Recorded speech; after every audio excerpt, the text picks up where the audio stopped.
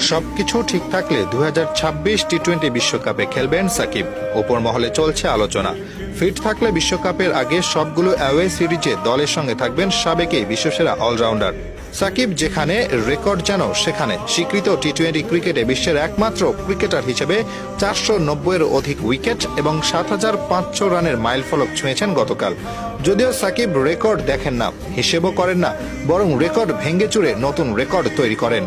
সচিন টেন্ডুলকার বলেছিলেন, একজন সাকিব 10,000 বছর পর পর জন্ম নেয়। বাংলাদেশ ক্রিকেট আপনাকে অনেক মিস করছে ভাই। কথাগুলো সাবেক জাতীয় ক্রিকেটার রুবেল হোসেনের ফেসবুক পোস্ট থেকে নেওয়া। যদিও কথাগুলোর সত্যতা মেলেনি, নেহাত ভালোবাসার বহিঃপ্রকাশ করতে গিয়ে কথাগুলো তিনি বলেছিলেন। শুধু রুবেল নয়, যেন সাকিবকে মিস করতে বাধ্য বাংলাদেশের ক্রিকেট সমর্থকরা সবাই। বুড়িয়ে যান তবুও ফুরিয়ে যান না বয়স কিংবা নিজের কাছে কখনো যিনি হার মানেন না। ঠিক যেই সময়টাই বাংলাদেশ দল পাচ্ছিল বিভৎস রকমের পরাজয়ের স্বাদ, তখনই সাকিব যেন ভক্তদের চোখে এনে দেন এক রাজ্যের প্রশান্তি।